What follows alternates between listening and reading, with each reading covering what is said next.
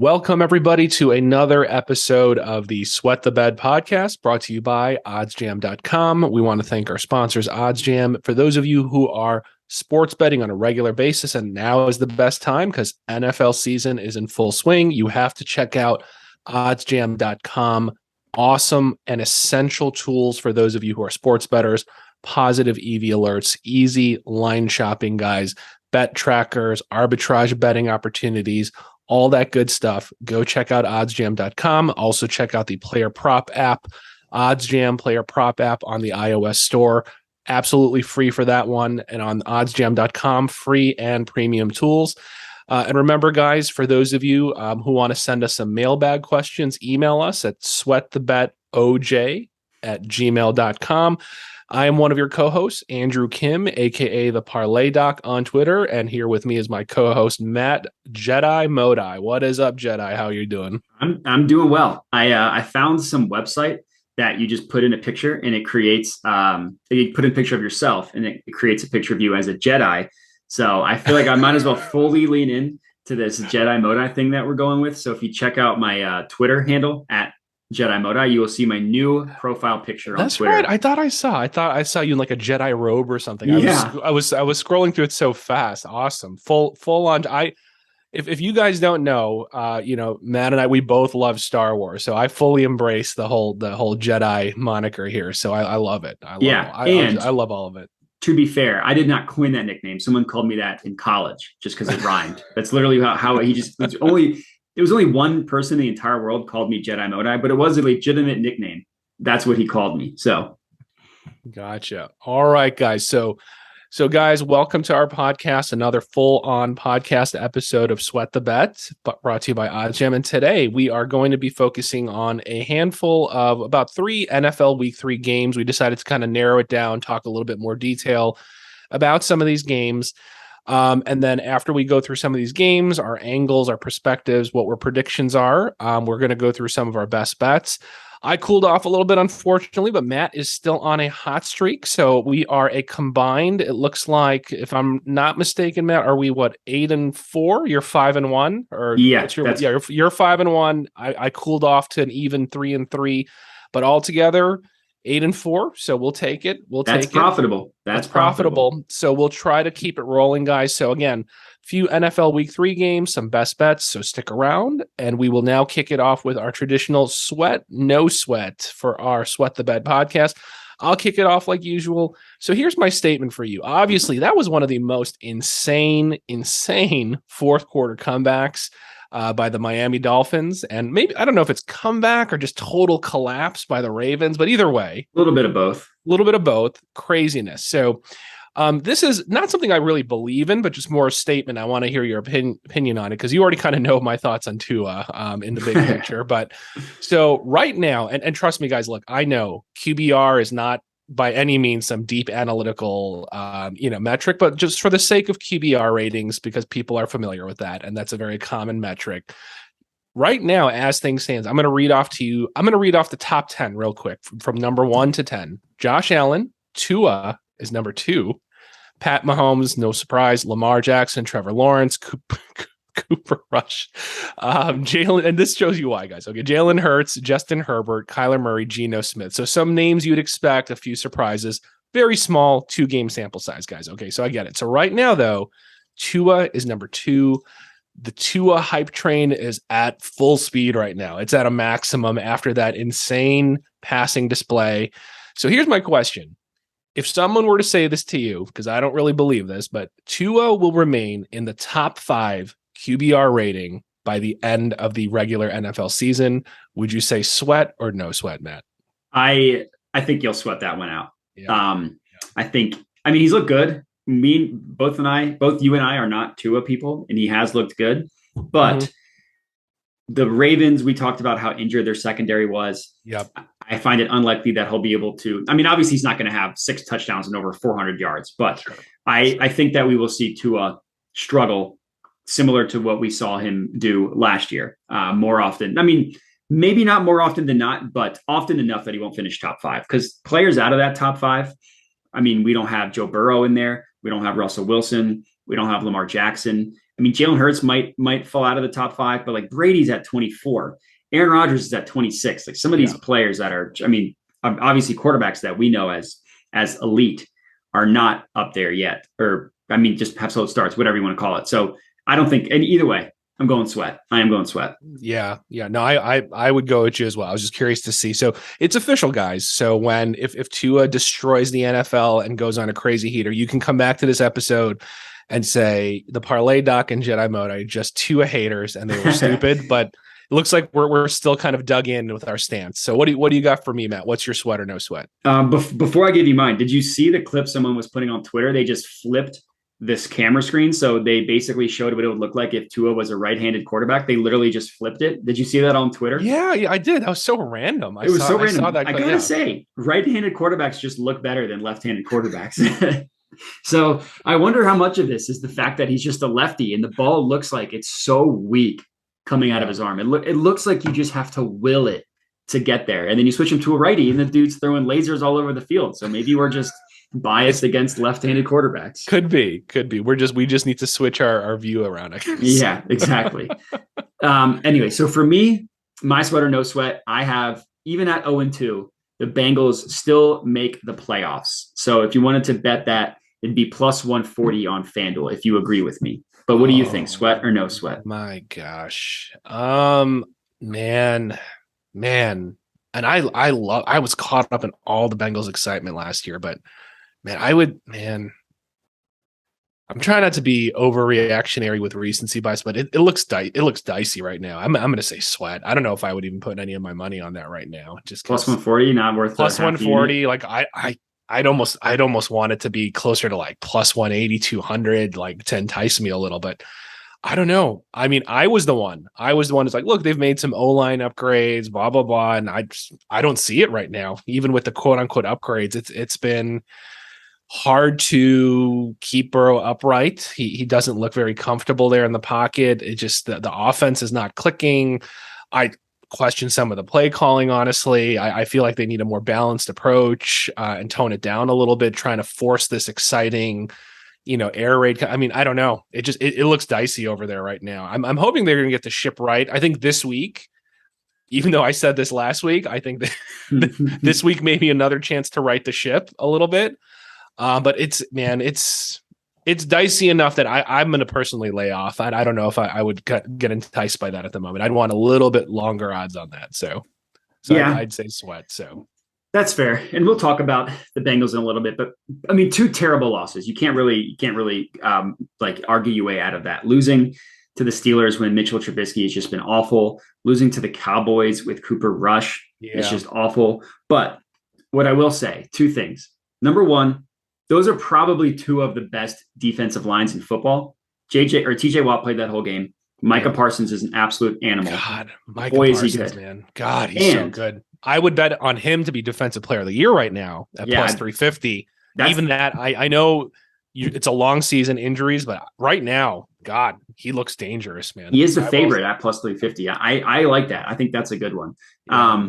But that's number one. They played really good defensive lines. Number 2, they did have 3 new starters along the offensive line. So you figure it might take time for that to gel over the course of a season. And starting the year, they went off literally against 2 of the best defensive lines in the entire NFL. So I think they should be panicked. Absolutely, they should be panicked because those are 2 winnable games that you drop to begin the year is tough because their schedule will get harder. They will play the Ravens twice. They'll play the Chiefs. They'll play the Bills, all these really good teams.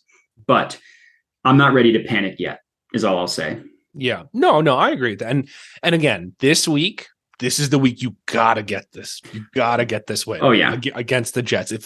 If you don't win this one, then I will say it's panic time. Oh, it's panic mode. Panic in the streets. Absolutely. Oh, yeah. Panic at the disco. This is it's not to sound melodramatic, but this is a must win. It really is. Not to sound melodramatic, but you should basically just kiss your season goodbye if you don't win this week 3 game again. No, I don't think you're wrong. It's just right. Because I mean, totally right. The defensive lines, and offensive line got to gel. But you lose to a Dakless Cowboys. If you lose to the Jets, it's like, oh man, it is panic time. It's panic time. I mean, the elite Jets, Joe Flacco is just slinging the ball all up and down the field. I mean, I think That's a good team. No, I'm just kidding. I'm just kidding. Yeah. But Okay. no, we'll get to the Bengals in one of my. We'll get to them later. But either way, like I said, not ready to panic yet. But we will see. We will see. Yeah, we'll see. I put it this way, for me, I want to see them get it right because NFL is going to be more fun when you have Burrow slinging the rock to all Burrow those wide and Burrow, receivers. Chase, yeah, absolutely. Yeah, it's like I love Chase. I want to see T. Higgins. I want to see all these guys get monster numbers. Like I want offense. I don't want these ugly. God, some of these ugly games we've been seeing lately. My God. Yeah. Oh, yeah. Well, I saw that the unders are hitting at like a 70% rate to begin the year. Wow. Yeah. Nice. Gross. All right, guys, let's do it. Let's jump into the meat and potatoes of the bulk of our main topic today, week 3. So we're talking 3 main games where we kind of narrowed it down so we could talk a little bit more, not rush through them. So we're going to do Broncos, 49ers, Dolphins, Bills, which is hopefully a nice game, and Packers versus Bucks, which will be interesting. So we'll kick it off. Let's talk about the Denver Broncos, who've been somewhat of, I guess, a big disappointment so far. Broncos versus the 49ers. So let's start off, even before we analyze this. God, Trey Lance, man. Trey Lance. Sucks a lot. So bad. You really got terrible. You really got to feel for the kid. That is now 2 years of his NFL career where he really hasn't played much. And just the way it happened, I mean, it sucks. It just really sucks. It really does. It really does. So look, I don't know. I'm just curious. So this is the problem, right? We literally saw Trey Lance in a monsoon, and then game 2, he basically didn't play, right? Yeah. So we literally have a monsoon sample size of one game where you can't make heads or tails of, was he just that raw? Or, is it the weather, whatever? What are you blaming on? And then you don't even get to assess him in game 2, right? As another start.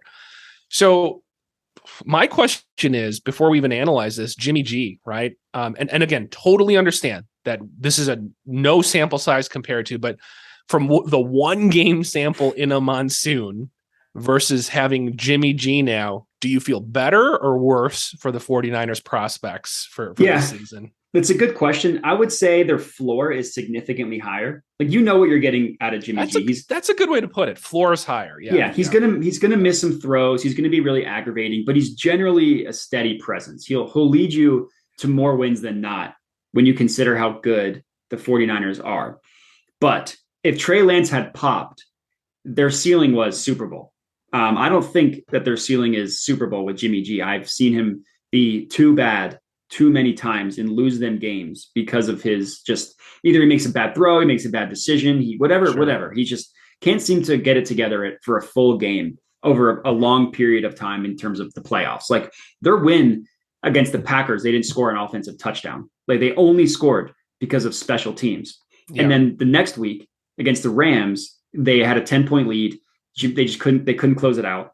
So their ceiling is lower. Like I don't think they have a Super Bowl ceiling anymore, but their floor, like, what you're getting out of this team now. Their floor is significantly higher. Like your Devos are going to blow up. Your Brandon Ayuk's are going to blow up. You're going to get a good George Kittle game if he ever plays football, because who knows what's up with him in his groin. The running game is going to be good. So for fantasy purposes, not that we're talking about fantasy, you're a lot more comfortable with their weapons. And then in general, the team is probably a lot more reliable because the defense, since what you're getting out of Jimmy G, the defense can just be really good. You're not going to have Lance possibly putting them in bad situations with fumbles or with poor throws, or just maybe he's just a bad quarterback and the defense has to do more. You know what I mean? So I think, I don't necessarily think they're better off for it, but there's less uncertainty, less variance, which is probably comforting for the players, I would imagine. Yeah, I would agree. I think, you probably put it the most eloquently. It's like, I feel like there's almost more of a certainty that the teams you should trounce on, you're probably now for sure going to trounce on. They probably beat the Bears in week 1. Yes, that's what I was about to say. Yeah. Even in a monsoon, you probably beat the Bears just because of his experience and, just probably less, he just more, whatever, just comfortable, settled in the pocket, just whatever you want to call it. But basically his experience would have came through to study them, I feel like, to even win that in a monsoon, basically. Exactly. Yeah. So, yeah, okay. Well, it's just terrible. It's a terrible way for him to go out. You're sick to your stomach. You hate, that's not too, I mean, not that we need to talk about this now, but what do the 49ers do in the offseason now? Because how comfortable can you be him going in as your starting quarterback? That's not in his third season. He's barely played. And he's already been incredibly raw. Like that's the thing. He's not like a Trevor Lawrence who you saw play a zillion snaps in college. He barely played. So I mean, it's going to be really interesting to see what they do. But yeah, I mean, you just got a pit in your stomach for watching him go down like that. It sucks. That happens to him, and Jimmy G gets $300,000 in player incentives for playing that one game, man. And he'll get that throughout the rest of the year. Exactly. It's so crazy. He already had a lot of money. I don't think he's necessarily just crazy. Crazy. All right, so let's talk about the game that we talked about, the big news about Trey Lance, obviously. So here's the thing. I'll quickly give the context of the two teams we're talking about. So you have the 49ers. They're fourth in defense DVOA. And if you break that down, seventh versus the pass, fifth versus the rush. Solid. You get Denver, who we've realized their offensive woes and their coaching woes. So both are concerns. But surprisingly, I was surprised by this. Fifth in defensive DVOA, sixth versus the pass, eighth versus the rush. So you get two of these at least top, defenses right now. And I also looked at, pace of play. And then just to give you context for people who are looking at totals and stuff. So offensive pace of play right now, San Francisco, it doesn't really surprise me, I guess, 29th. In seconds per play of how long they take. So 29th in pace of play overall. And Denver, not that fast either, 20th. So you get two solid defenses, pretty slow pace of play. So are we going to see an ugly, slug it out, low scoring game, Matt? Or do you think these are just metrics? And from your eye test, you think that this is going to be a higher scoring game? It's going to be a little bit more fascinating than a defensive, dirty, ugly game? No, those are some good stats. It makes sense when you think about it. The 49ers side, when you run the ball so much, obviously more seconds are going to come off the clock because the clock is running. Sure. So that makes sense. And then the Broncos side, they just can't get a play in on time. What are they doing? I have no idea what's going on with Nathaniel Hackett and Russ. And you feel for Russ because from his perspective, if he's getting the play calls in late, he has to rush to the line and he doesn't have a chance to dissect the defense or run any sort of motion or anything. He can't look who's going to blitz. He can't see the alignment. So to me, this is not a Russ problem. This is a coaching problem. And I think that is more concerning because the coaches aren't just going to magically figure it out overnight. Like maybe they will over the course of a season, but clearly there's something broken with their process and they had a whole offseason to fine tune it. They're not going to fix it after 2 games. I'm sure you saw this, but like the perfect summary of how disjointed and horrible this offense has been. Did you see this against the Texans? So they had a 4th and 2, and they took too long deciding whether they were going to go for it or whether they were going to kick the field goal. So they ended up throwing or sending the kicking unit out on the field, but they took too long to decide that. So there was a delay of game. Yeah, brought them back 5 yards, and then they punted. Like that is a travesty. That is absolute travesty. So you're getting a Broncos team that just can't seem to figure it out offensively. So to answer your question, I mean, the over-under set at like 44, 45, depending on where you look. Yeah. I hadn't actually looked at that, but that seems like a hammer the under situation, which is boring. I think this is a Sunday night game. So you hate saying that. I know. But to me, this is a hammer the under game. Like you can get it at 46, 45 and a half. Yeah. I'm looking 45. You can get right now. It looks like PointsBet minus 105 under 45. That's probably one of the better ones. Or if you don't have PointsBet, DraftKings minus 110 for under 45. It looks like from what I could see. And obviously you could look at alt lines, but for the current main common line of 45, it looks like you can get it. Yeah, minus 105 PointsBet right now if you like that. So yeah. I did find it funny that the Broncos opened up as the favorite in this game. Yeah. Did you saw that, like the opening line? I regret it now, because it's already moved. But I hammered it. I hammered the spread. I should have gotten money line. Yeah. I didn't have the stones. I hammered the spread. Yeah, but now they're favored. Now they're, I think, minus 113 was the best money line I saw on them. Yeah, he's shifted even more. It looks like minus 115 now. So even a little bit more than what we had it. It looks like. So yeah. Yeah, I mean, I just like Matt was saying, I mean, I obviously kind of laid the context by giving all those defensive stats and pace of play stats that I don't feel like amazingly strong about it, but I'd probably take the under. And I think the under Yeah. is the way to go. So, and if you like that, like I said, you could still snag it at that 45 line, minus 105, minus 110. So I do think I'm going to sprinkle on that. Not one of my best bets for the week, but I kind of like that under. So I think that's what stands out to me more than anything. So I like the under a lot. I think I would lock them both in.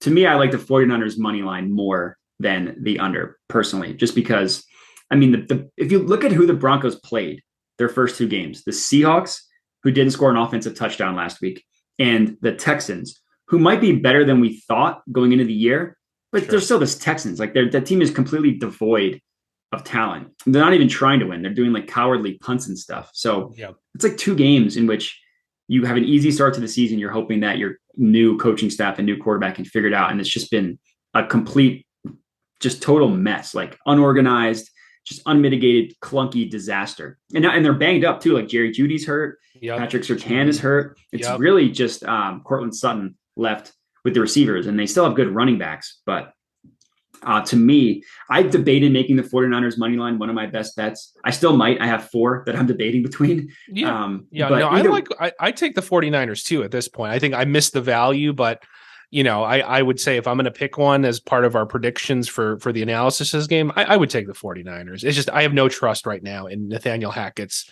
play calling ability, leadership. Like you said, injuries, already banged up. Banged up when you don't even have the rhythm yet, right? So it's like now you're throwing another wrench in there. So I can't trust them. I trust the 49ers defense. I trust the 49ers coaching and play calling. And now that they have Jimmy G, like you said, the floor is higher. That I think all those things combined for me point towards a lean on the 49ers. I do think I would have to go to 49ers money line and the under, like you're saying as well. Yeah. I like it. Yeah. I don't have much to say here. It's just it's until the Broncos offense can get it together, which I'm not confident in.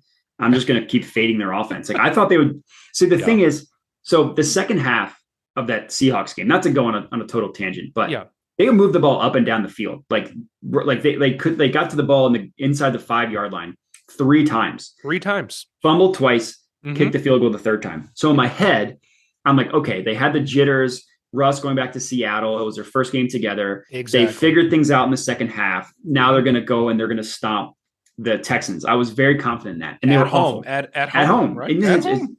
Their team total was 28.5. And one of my favorite bets was that team total over. Oh, my God. So I'll take an L there because they looked dreadful. That one's on them. That one's on them, Jeff. You're right. They should fund me for that lost bet. They should. That's how horrific that letdown is. That is totally on them. That's just, oh my God. It's not my fault. No, it's not. This time I would say it's not Gambler's Distortion. That's all on them. That was horrific first home opener, man. Oh my God. And they're getting booed. And did you see this? They were getting booed and the home crowd was counting down the clock because they had so many delay of game penalties and so many times they were like just getting right up to the snap. That was the most entertaining part, probably. It really was. Okay. All right. Let's move on to greener pastures. Let's talk about a game. Well, we'll see. I mean, let's debate. We'll see. Is this going to be explosive offense or are we going to be maybe a little bit let down for people who like rooting for offense? So let's talk about Dolphins versus the Bills. And again, here I'll read off some quick stats. So Bills, still no surprise, number 1 defensive DVOA, number 2 versus the pass, good against the run. One interesting thing that stood out though, so that we laid the context for this. If you do the deep dive on individual positional defensive DVOA versus receivers, 12th and 14th versus wide receivers 1 and wide receivers 2. So average. So that was the Bills? That was the Bills. Okay. Bills. So even though overall they're a number 2 pass defensive DVOA, mixed in those stats one layer deeper, they're above average versus the wide receiver 1, wide receiver 2, but not total lockdown so far in the first couple games. So interesting. Miami, opposite end of the spectrum. So again, we're talking their defense, not offense. Number 26 defensive DVOA, number 31 versus the pass. And below average versus the top receiver, 16th and 27th. So 16th versus wide receiver 1, 27th versus wide receiver 2. So even within defending wide receiver 1 and 2, a steep drop off there. Yeah. So interesting steep drop off. Buffalo, 25th in pace of play, skewed in my opinion, because they've been just destroying everyone. So now you're just running the ball. So take that with a grain of salt, guys. Skewed, efficient in scoring in the early part of the game, and then pace slows down due to being in the lead. Miami, 32nd in pace of play. 32nd. Yeah. Which you think exciting offense, Waddle, Hill, blah, blah, blah. 32nd in pace of play. So this is where I was kind of perplexed. So now you get top defense in the Bills. The question then is, are they going to shut down that explosive fourth quarter offense we saw? So will that actually happen? Yes or no? Can they contain that? And interestingly, even though these stats are skewed because of Buffalo's winning tendencies and then slowing it down with a run, Miami is 32nd in pace of play. So are we actually fooling ourselves to think that this game is also going to be a monstrously high scoring game? Because if you believe that the Bills can shut down and contain Tua and their receivers, and if Miami's 32nd in pace of play, if they're playing from behind, let's assume, and you get a bunch of 3 and outs, and Buffalo shifts to that run game, are we going to see a low scoring game, or is that just a made up narrative? And this is going to be an enormous, explosive outburst. What's your sense on those stats that you're hearing? Yeah, that pace of play is interesting because it's weird. Yeah. Well, so in week 1, they were leading that entire game. So that makes sense, right? That skews it a little. That makes sense. But when you thinking about week 2 against the Ravens scored on a kick return touchdown. Mm-hmm. They scored on like an 80-yard Lamar Jackson run, and they scored on a 80-yard pass to Rashad Bateman. So 3 of their touchdowns took no time at all. So my guess is why the pace of play was so slow, even though they needed to come back. They did it so quickly. It was like 2 long bombs to Tyreek Hill. Next thing you know, the game was tied. So it wasn't like they were consistently in the hurry-up offense until the very, very end of the game. That is true. So that could be part of it. Yep. Yeah, I think that would be my guess about why those numbers are so like wacky when you consider they had to come back against the Ravens. But there's 2 minds of it, right? Like the first side of it is the Ravens secondary was banged up. In in credit to the Dolphins, did you see like the yards traveled of the secondary of the Ravens, like how much they spread them out and made them chase Waddle, made them chase Hill? Like that is smart, good coaching. The Bills defense is better than the Ravens defense, but they could be just as banged up. Like we saw the scary injury to Dane Jackson, who's luckily he's fine. So you don't have to worry about that, but he didn't practice on Wednesday. He's probably out for this game. Their starting safety. So Dane Jackson is their slot corner. Their starting safety, Micah Hyde, also didn't practice with a neck injury. Their other starting safety, Jordan Poyer, was limited in practice with a hamstring injury. Their starting defensive tackle, Ed Oliver, didn't practice. They're already missing Tre'Davious White, who is on the PUP. So this Bills defense is insane. They are number 1 in DVOA. They still have Von Miller at defensive line, but they could be just as banged up as the Ravens were last week if both of their starting safeties and Dane Jackson don't play. So the total, I do like the over, but where I settled, Bills minus 5.5. I saw your tweet about it. I agreed with you. I locked it in on Tipico at Bills minus 5.5. Until the Bills aren't the best team in the NFL, I'm just going to count on them to continue to be the best team in the NFL. It's really what it comes down to. Sure. Yeah, no. Total, this one's tough. Yeah. Right now, currently, and obviously it's moved a little bit. Right now, it's settled currently at 52.5. For me, God, I mean, it's a stay away. I'm not really feeling great on it. If I had to lean, even though I gave all those stats, I probably would lean over just because of injury concerns. I could see the Bills lighting them up and then then switching to prevent defense. And then you're going to get some garbage points at the end potentially. So yeah, if the narrative plays out where I'm biased thinking the Bills are going to win, that's how it could play out, and you get a cover towards the end of the over. So, and yeah, prediction wise, I'm not even gonna, because I already tweeted out and I love it still, is that it's shifted to like -6. But if you caught my tweet, and this is why you should follow both of us on Twitter, I did like -5.5. If you were smarter than me, even the earlier like look ahead lines, I think they were at like three and a half, four, yeah, 4.5, something right like around that. there.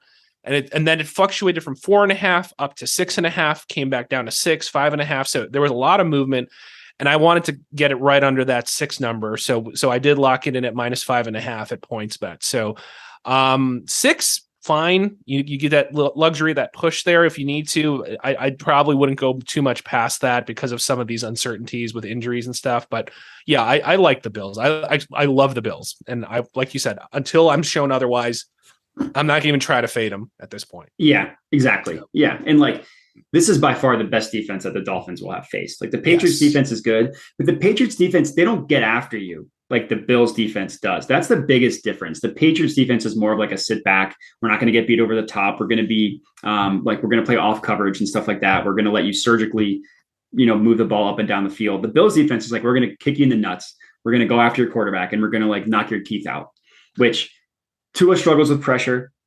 I still question his arm strength. I still question his ability to, like, under pressure, just fire a dart like you see Justin Herbert or like Mahomes or whatever. And granted, those are like the 2 best quarterbacks in the NFL, so not the most fair thing to compare him to. But like, I just wonder how he's going to react to pressure. So that's the concern with the over in this game is, do the Bills just swarm Tua, and do we see the Dolphins offense of last year? Yeah, and for me, like, when I was sitting there debating the spread and the winner, to me that was the differentiator, was the pressure that I think Tua is going to face, and the fact that this is even, and again, there's some question marks in the secondary, but this is probably one standard deviation, one tier way above what he's faced in the first 2 weeks. Yeah. Not making excuses as some kind of like Tua hater, but like, yeah, the Ravens were banged up in the secondary. Patriots right now this season, I don't even think Belichick could Belichick it, meaning there's just not enough talent there. Or there's just that team stinks. They're one of the most average teams talent wise. And even with Belichick's Sith-like powers to, make people just play above and beyond their talents, like, I don't know if he's going to be able to work that magic this year. And they look very vanilla, very average. So this is truly like a step up. So that's the key component I want to see, with pressure and with a better defense all around.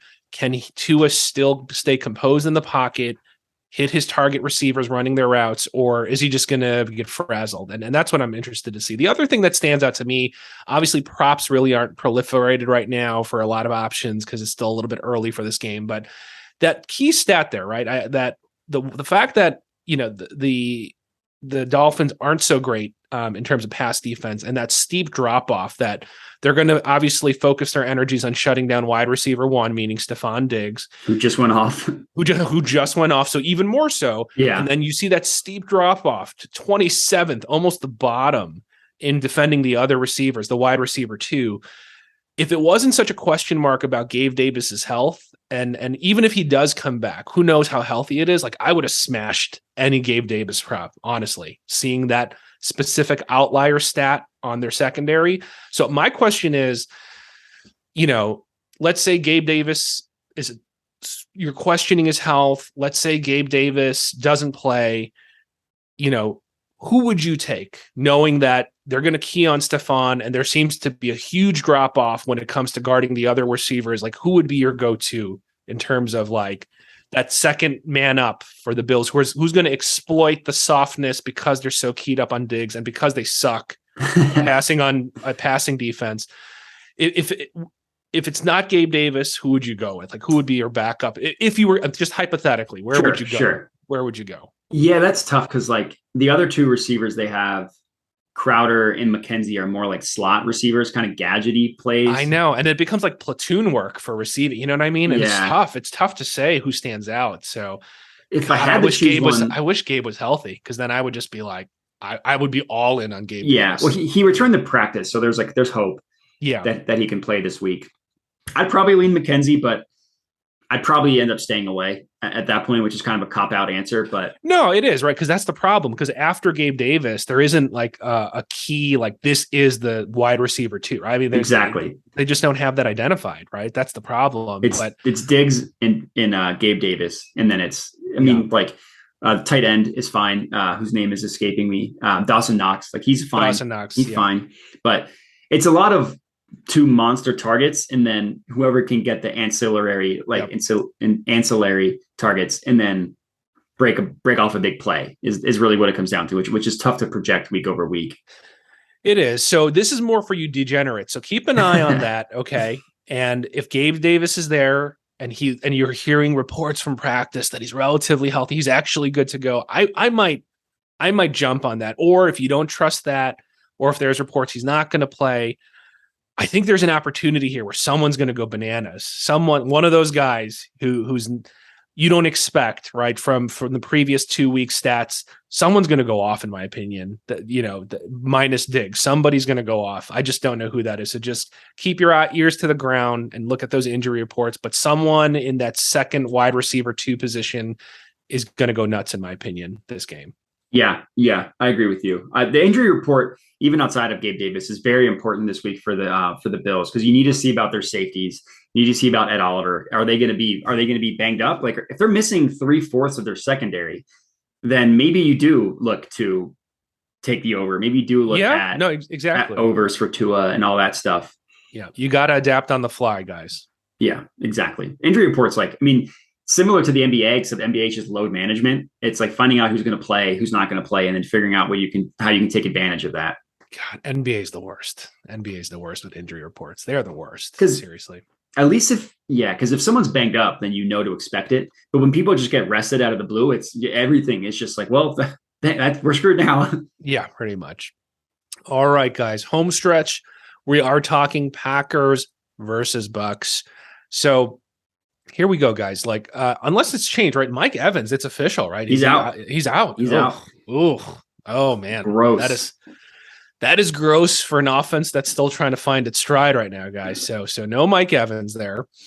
I wonder again, so to just lay the framework here, I'm wondering if this is going to be a slow grinding game, guys. And I hate to be this downer. I keep saying that for all these things, but it's just the Bucks are having some offensive woes, but their defense is still pretty damn good. Second defense DVOA, number one in pass defense DVOA.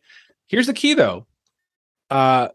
15 versus the rush. So just average, middle of the road, but 1 versus pass defense. So establishing the run is going to be essential for the Green Bay Packers. And it seems like they had no problem with that last week. Holy crap. Aaron Jones. Holy crap, Aaron Jones. Jesus, man. But, is again, and I keep asking you the same repetitive question, knowing that the defense is still premier, but their offense is having offensive woes, and you're missing Mike Evans. And if that's the case, that's the soft spot. And if the Packers are going to run it, which means draining the clock, is this going to be another grinder? Is this going to be an ugly, low-scoring affair, Matt? Yeah, I'm hammering the under in this game, which is boring. Okay. But it's so I saw this on Twitter. It's the lowest over under in an Aaron Rodgers game since 2015. If you remember that year is when Jordy Nelson got hurt, like their offense was just not good. And it's the lowest that Tom Brady's ever had as a member of the Buccaneers. It's at like 42, 41.5, depending where you look. Most books have it at 41.5, but you can get it on Caesars and PointsBet at 42. I love this under.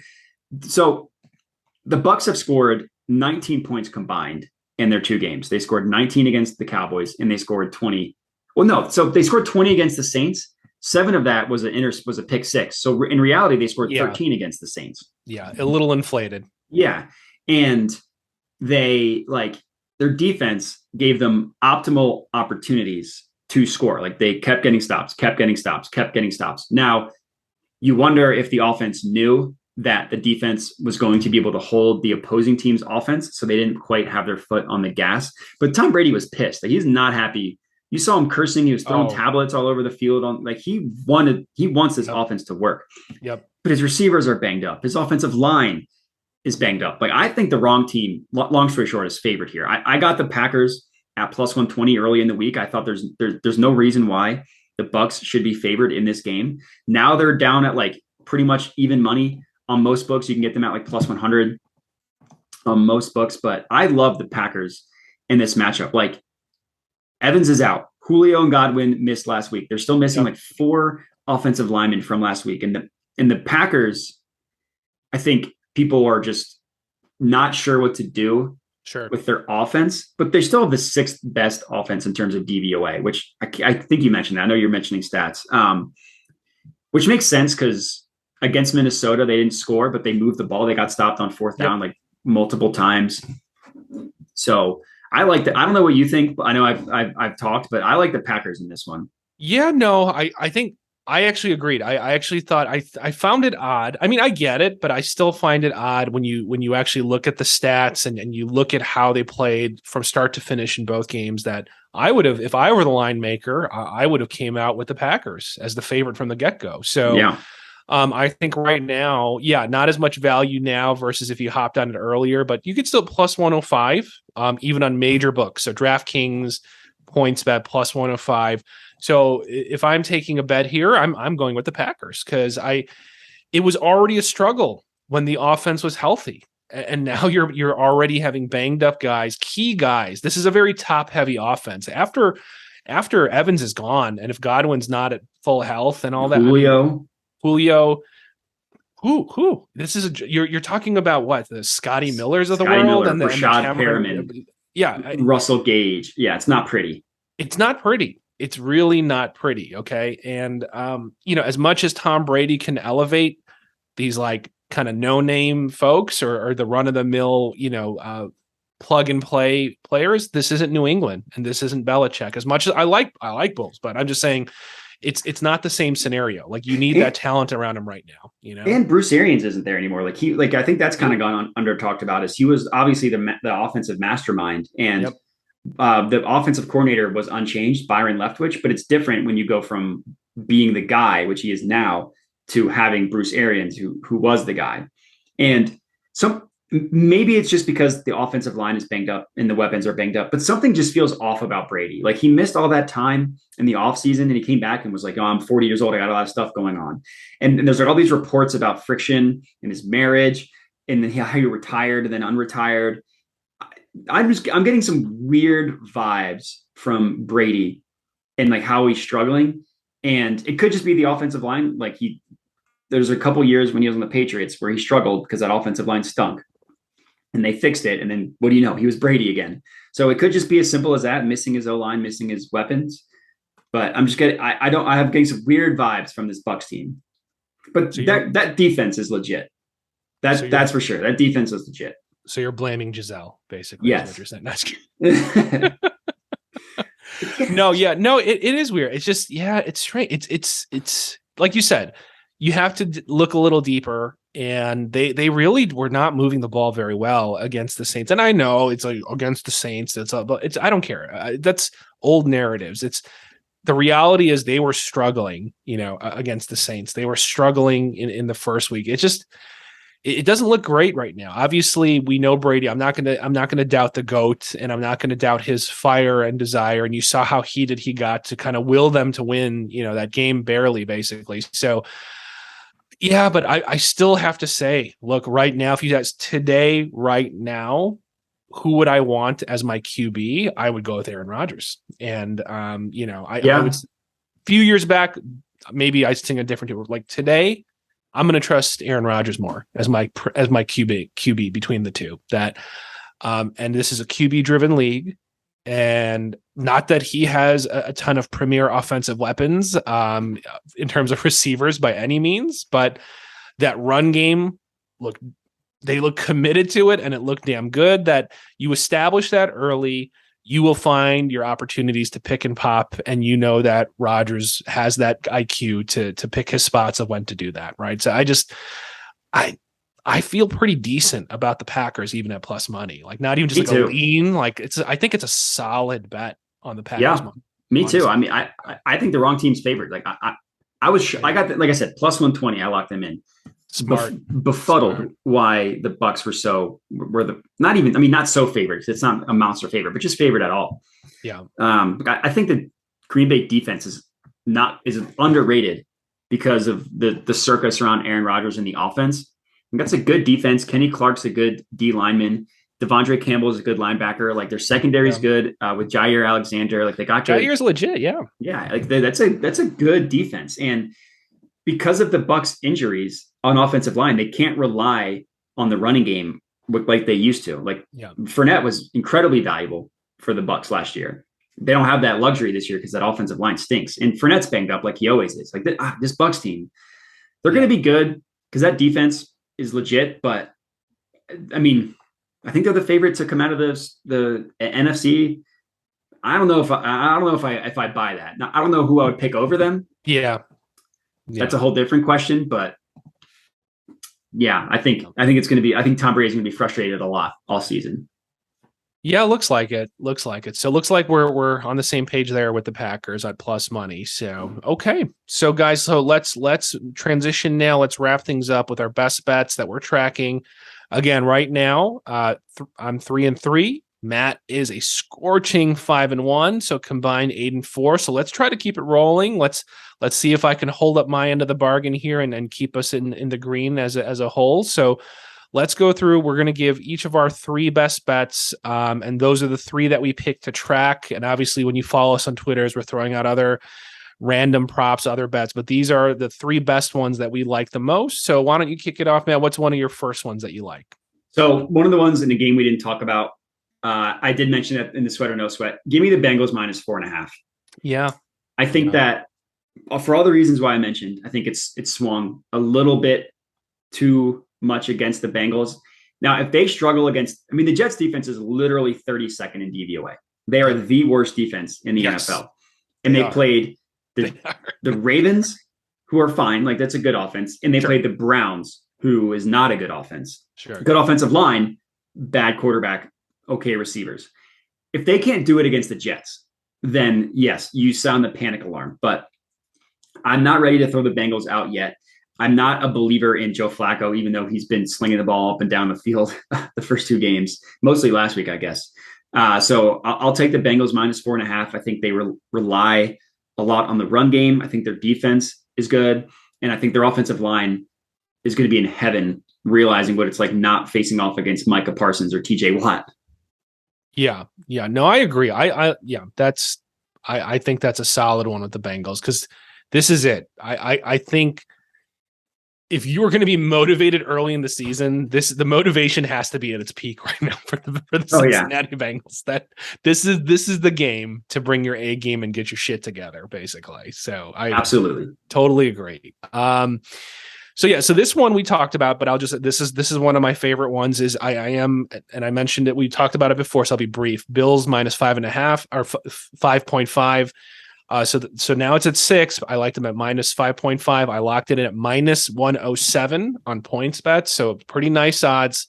Minus 107 on PointsBet. Bills minus 5.5 on the spread. You could still get it at minus 6. I think that's fine. I probably wouldn't go above 6 because of some questions. Keep an eye out on the injury reports on the secondary, things like that. But that's one of my favorite ones. Prove it to me. Let them fail me first, and then I'll maybe stay away. But right now, they're Super Bowl bound, and I'm going to ride that train until it stops rolling, basically. And last week, I'm boring. That was I think the one that hit for me, because I had them at minus 9.5, and they covered by a bazillion points. And why try to mess with it if it's not broken? So I am going to ride the Bills minus 5.5 as the spread. That's one of my favorite best bets. So that's my top one, actually. So what's your next one, Matt? I like it. So there's like 6 that I was just debating between. Yeah, so I have a few. This week I have a few. So yeah, last week I felt like I struggled to get to a third one. This one I'm struggling to choose which 3 I like. Me too. And we can mention the ones that we ended up not locking in, the ones on the cutting room floor, whatever you want to call it. Sure. So the next one I'm just going to go with the 49ers money line. I could get it at minus 113 on Circa. I would probably lock it in any number minus 120 and below. But again, we talked about everything. That the defense will travel. That defense is legit. This Broncos offense, until it shows me that they're not going to be a clunky, unorganized disaster, I will continue to fade them. So give me the 49ers money line. Nice. I like it. That was the one I was debating. It kind of missed the cutoff for me barely, but I do like that one. I like the 49ers quite a bit. So, All right. So here's another one that I like. I haven't looked at it recently because I think I bet it very early on, but I am going to roll. And it's a little bit of a high number. I am going to say that. So no, I'll actually lock it in now. I'll see if I can actually still, yeah. I will take the Chiefs minus 5.5. So that's what I'll do. So Chiefs minus 5.5, minus 107 on PointsBet. If you don't like PointsBet, minus 110 on BetMGM, minus 110 on DraftKings. So Chiefs minus 5.5. That's what I'm going to take as my second one. Here's a couple quick reasons why. For all the doubters, Mahomes has shut everybody up. Mahomes is still amazing, and he is the freaking man. The offense is still clicking, even without Tyreek Hill not there. The Colts, my God, I was so wrong about the Colts, and I'll be the first to say it. Yeah. I was so wrong about the Colts. I don't know why. I thought Matt Ryan was a great fit there with everything going on, and it's been such a letdown. So not that they can't turn around the ship, but here's the thing. We've seen what the Chiefs are doing. Very impressive, look like a true contender. And the Colts are 29th in pass defense DVOA. This is not a great matchup in the air between the best quarterback, one of the best quarterbacks, top couple, whatever, top three, argue, whatever. I don't care. Top whatever. One of the top quarterbacks versus the 29th pass defense DVOA. So to me, it's another one of these kind of like not as strong as the Bills kind of mentalities, but yeah, I'll wait till they fail me. So I will say that the line has shifted even into a more favorable place. So I'm going to rebet that one. Chiefs minus 5.5 at minus 107 on PointsBet. I also have, so the Chiefs are one of the teams that I was debating. I locked them in at -5 at minus 111 odds. So I'm with you on the Chiefs. I won't make it my official bet just to make things different. And there's three that I'm debating between. And I know the one I choose is going to lose and the two I don't choose is going to win because that's how gambling works. Well, yeah. Well, sometimes. But I will, and I tweeted this one out and I tagged you because I wanted to apologize. I will take the Texans +3 as my final pick. Oh, wow. Okay. I don't blame you. I don't trust the Bears worth anything right now. I literally don't at all. So here's my logic. The Texans have played two teams that we have been terrible, but going into the year, we're thought to be playoff teams, and the Colts and the Broncos, and they covered the spread in both of them. Now they're going against the Bears team that I don't really understand what they're doing. Like Justin Fields threw the ball 11 times in a game they were trailing the entire time. And as much as I love clowning on the Texans, they're legitimately trying to win. Like Lovie Smith wants to win games. I'm not sure that the Bears want to win quite yet. With that offensive line and that receiving core, I think they're more looking at their eyes on the future. And Lovie Smith is an older coach who's like, no, I want to win now. Like I don't want any of this crap. So I'm already regretting it, but I will have the Texans +3 as my final pick. I don't blame you. And look, everything you said is true. If you go look up at some point this week, look at the dead money that the Bears are carrying this year. We're paying Jimmy Graham. We're paying Andy Dalton. We're paying I can't even just there's 4 or 5 other people. Or I think it added up to $60 million. I don't even think that's it's one of the highest in the league, right? Yeah, one of the highest dead money pools of money. It's just insanity. It's insanity. And I think they said, look, we know we're not winning this year. And that's why they said, F it. We're going to do minor upgrades to the O-line. We're going to go collect everybody's wide receivers 3s and 4s. And we're going to call it a day. And this is the result of those types of offseason moves. I will say, I'm glad that Nagy's not here. So I think that's great. So I think it's a good culture change. It's just like you said, they're planning for next year and the year after. And when money is freed up, they can make some moves. It's literally these were all moves to lay the foundation for 2 years down the road. And this is just not the season. So it's funny because when we were doing the sneak peeks of the season, all these people were like, "Oh, there's a few games. It's going to be a smash spot for Justin Fields to show off." They peg this one. I don't think there's any confidence that the Bears are going to run away with this game. They're not letting him throw the ball. Like, I don't understand. It's almost like as if they came into the season not believing, or not even in the season, in the off season, not believing in Justin Fields. So they're like, we're not going to give him good receivers. We're not going to give him a good offensive line, and we're certainly not going to let him throw it. Yep. Because that's what it seems like. It seems like they want an excuse to move on from him after the year. That's what it feels like. Now, I'm not saying there's no reports, and I'm not saying that's true. But from an outsider, it's like they're showing you what exactly you shouldn't do with a young quarterback. Yeah. And all I got to say, and I know I texted you this in that game versus the Packers, where again, what are they doing? They were going to lose anyway. Okay. Anyways, but there was a point where you could have cut the lead to 7, They could have done exactly what they did against the 49ers. You just hang around long enough. Yep. But anyways, go ahead. You started seeing suddenly, finally, in that early second half, David Montgomery slashing them and just running it. And I'm like, okay, so at least we're going to run it today. Then you get to effing inches, literally half a foot, I don't know, half a foot tops from the goal line.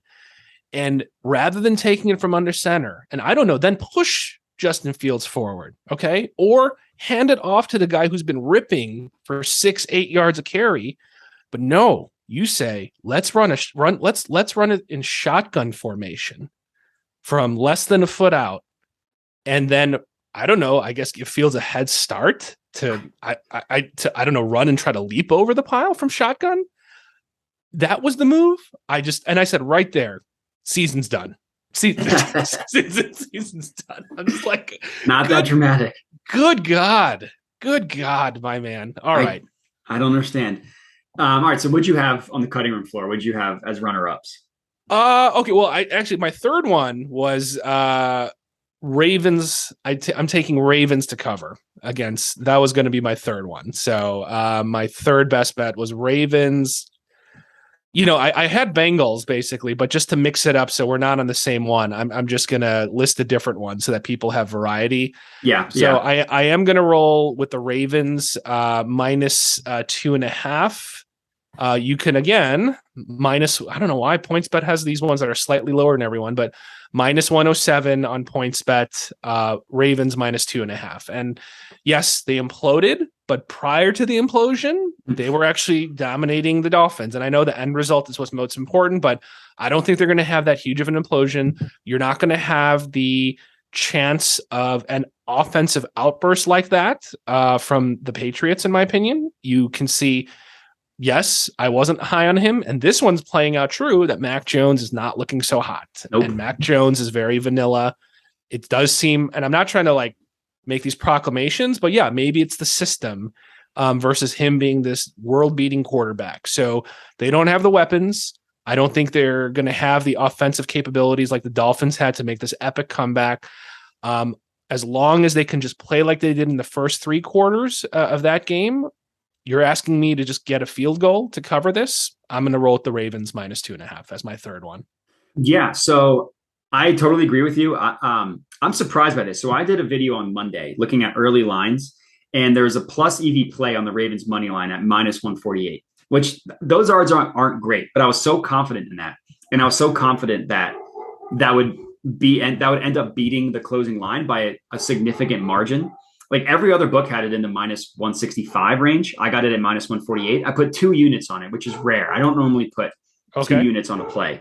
And I was like, I'm confident this is going to end up beating the closing line for whatever reason. And I don't get it. Money has been coming in the opposite way. So it actually ended up being the opposite of what I said. It's so far.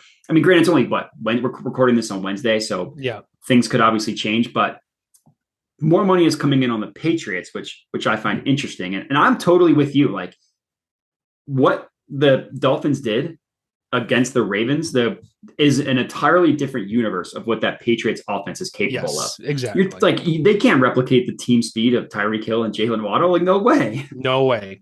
And that's my rationale. I mean, fade it or like it.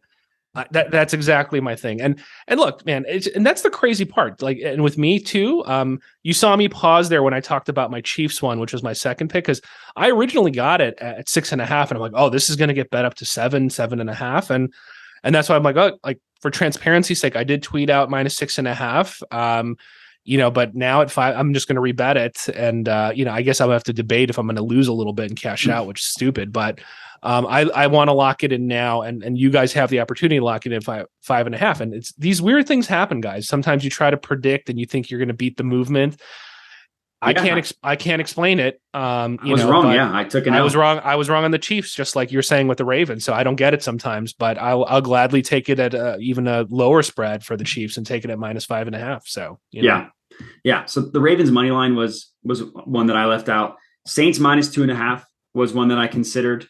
You're going to laugh at me for this, but like the Commanders +7, that's just too many points for my blood. I think that's going to be within a touchdown. I like the Commanders +7. Interesting. But okay. I couldn't do it. I couldn't back Carson Wentz. And then the last one is the over in the Bills Dolphins. The only reason why I didn't make that an official play is because I want to wait for the injury report. Like if all those players are playing, then I'm not as confident in that. Yeah. No, I hear you. I was very similar. I probably would not. I don't know about the Commanders one, but we already talked about the Packers. I am gonna, I have some money on them sprinkled for the positive. I like the 49ers as one that I was thinking about. I do like the Saints actually as another one. So a lot of those minus the Commanders one, we're pretty much on the same page on those. So. So again, okay. So let's real quick before we wrap up, in case people watch this before the Thursday night game. I'm not going to lie. None of them, nothing related to tomorrow made it even close to my best bets. I don't really have much confidence in anything tomorrow, but anything that you're sprinkling on as a lean or a small bet, half unit, quarter unit, anything that you're going to sprinkle on just to have some action tomorrow on the Thursday game. I like the Steelers. I looked this up and I'll keep it brief. Mike Tomlin is basically a covering machine under two separate scenarios. Number one, divisional games. He covers at the highest percent of divisional games in the entire NFL since 2010 at like 58.3%. The Steelers also cover at the second highest rate in the NFL as underdogs. Both of those things are, knocked my headphones out. Both of those things are being met in this game. And I don't get the Browns to me shouldn't be getting, I think they were at like 6.5 at one point. It's now gone down to 4.5. I like the Steelers. Yeah. I also like the under. 38.5 is a grossly low number. Those two teams played last year. Both games went under 38.5. So that if you want to do a small SGP on Steelers and under, I'd probably recommend that over any bigger play. Yeah. I mean, I agree with you. I don't like it as much now. I think when it was at the larger number, I did think to myself, if I was going to bet one, I probably would have taken the Steelers spread. I looked at some player props. I tweeted some out earlier, so that's probably the only thing, at least early. I'm probably going to do something tomorrow when we do like a live stream for prior to the game. But a couple of player props was I'm not super strong on it, so I'm splitting it a little bit. So I did Kareem Hunt for two different props. I took Kareem Hunt over on his receiving yards at 15.5. So he's actually covered this twice now. So in both of the previous games, once barely at like 16, another at like 20 something.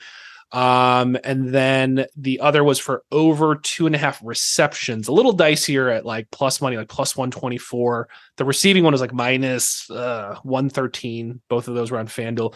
So my rationale for that was, I don't know if they're going to be as dominant as establishing the run against the Tomlin defense, which again, it's not actually that great so far at stopping the run, but I would say they're going to play them a bit tougher than what they've experienced, in the prior weeks, that there may be more of a tendency to maybe do some of these Kareem Hunt style schemes and routes where they're going to get those little screen passes, give him room to maneuver with some tight ends blocking for him, out in the flat to let him do his thing. And even whether he gets yardage or not, if they give him just a couple dump off passes, you just need 3 of them for plus money. He's covered the receiving line twice already. I could see that in my mind playing out. And when you look at the pass defense, which is actually pretty good versus the rush defense from the Steelers, the one soft spot was they seem to be willing to give the receivers those little dump off passes. Yeah. They don't want to get burned deep. That they're actually bottom for specifically. I'm not saying pass defense DVO as a whole, but against receiving running backs. And so they're like, we'll give up those stupid 1 yard, two yard, whatever, or hopefully get no gain, and we'll just let you do that all day. Yeah.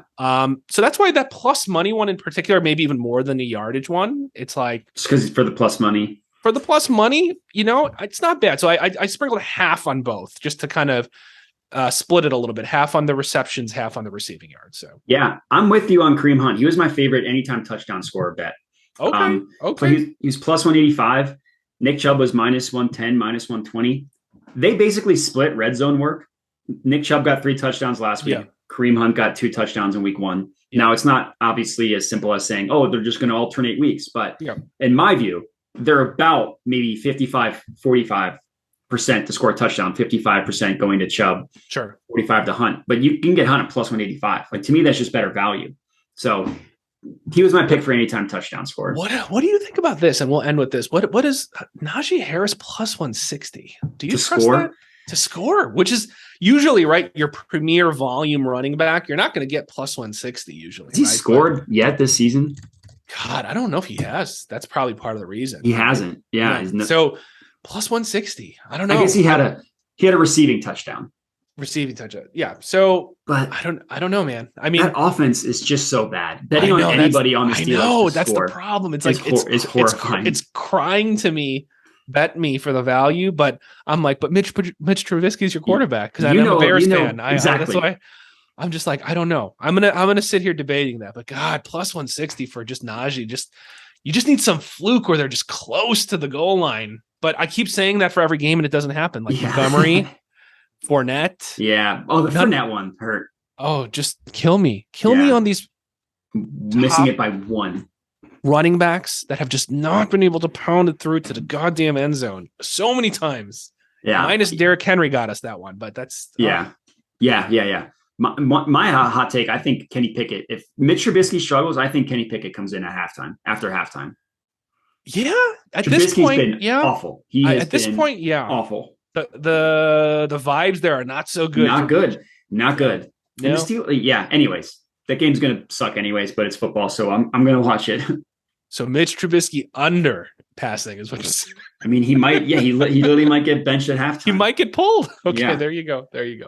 All right, guys. Thank you so much for messing with us, shooting the shit with us, guys. So please support us, guys. We appreciate you. Our podcast listens are going up, so we really appreciate it, guys. So every major podcast medium, go check it out. Subscribe to the podcast if you want to just listen to the whole thing on audio.